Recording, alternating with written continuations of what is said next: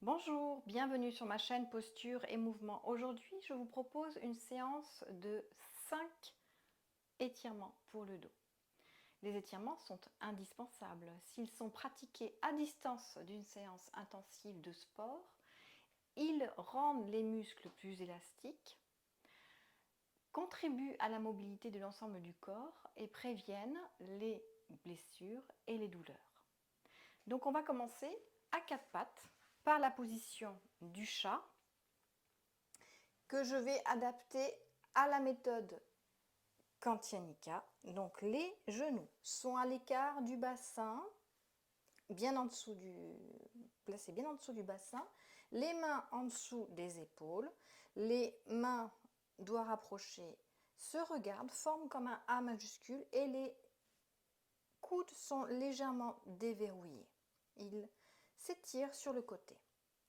Là, il y a la plus grande distance possible entre les épaules et les oreilles. Et dans cette position-là, donc la colonne est parfaitement alignée. Vous étirez entre le coccyx et le point couronne, le point plus haut du crâne. Vous visualisez le nombril qui est accroché à la colonne vertébrale. Et c'est ce nombril qu'on va amener au plafond pour faire le dos rond. Allez, on fait le dos rond. On amène le nombril en direction du plafond en expirant et on revient à la position initiale, colonne alignée. Et à nouveau, on fait le dos rond, on relâche la tête entre les bras, le nombril s'accroche à la colonne et on revient à la position initiale. Maintenant, on avance le buste d'un quelques centimètres sans bouger les mains du tapis et à nouveau, on fait le dos rond. Et là, vous allez sentir que vous étirez davantage le haut du dos. On revient aligné et on avance encore de quelques centimètres si c'est possible et dos rond pour étirer le dos du dos. À l'inverse, on amène maintenant les fesses vers l'arrière, fesses et bassin. Et là, à nouveau dos rond. On étire la région lombaire en soufflant. Une dernière fois, on peut aller un peu plus loin avec les fesses. Et c'est le bas du dos qui est étiré. On souffle. On repart dans la position à quatre pattes. Et puis, à partir de la position à quatre pattes, on se met à plat ventre avec les mains placées à côté des épaules, à hauteur des épaules, à plat. Les jambes toujours à largeur du bassin, les talons tournés vers l'intérieur.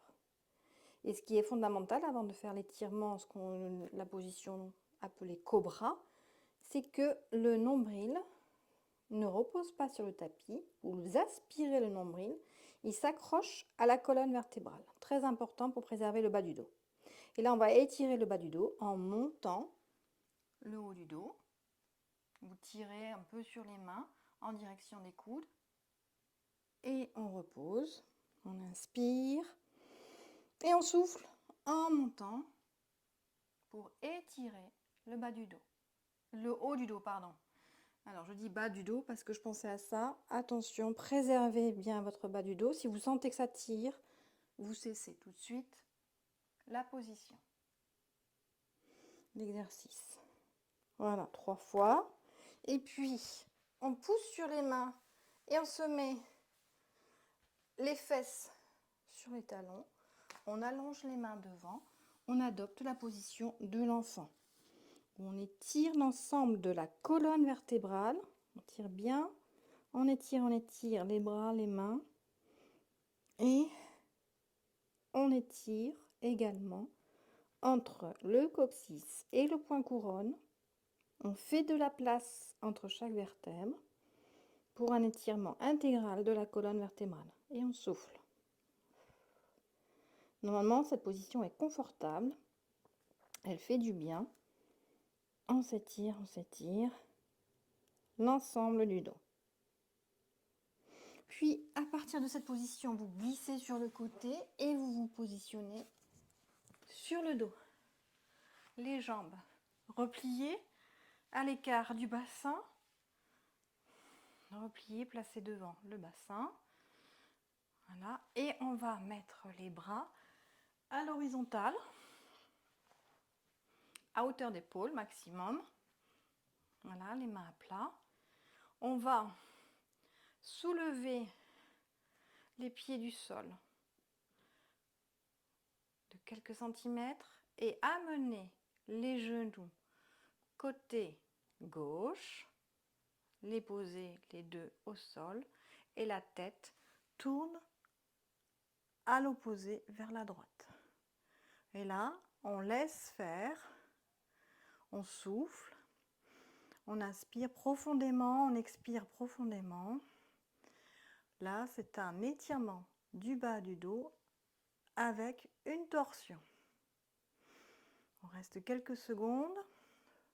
On ramène la tête en direction du plafond et on soulève un genou après l'autre pour revenir dans la position initiale et faire la même chose de l'autre côté. On pose les genoux vers le côté droit, tête vers la gauche et pareil, respiration profonde. On essaye de tout relâcher, de laisser faire. Voilà, ça c'était le 4e étirement. Et on finit avec le dernier étirement en beauté qu'on appelle la pyramide dans la méthode Kantinika. Donc il y en a certains d'entre vous qui connaissent déjà.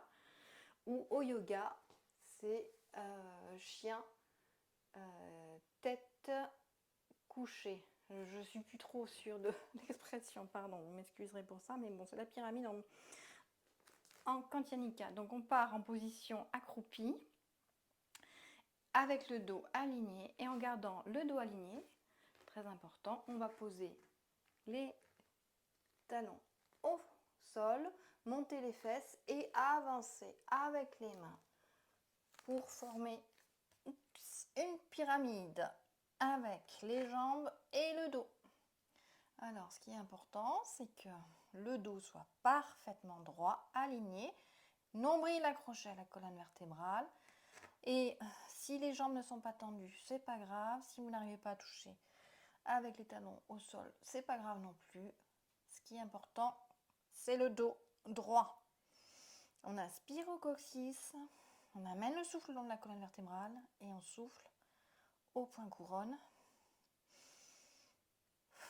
On peut aussi imaginer que les ischions, les os qui pointent au niveau des fesses, s'étirent vers le plafond.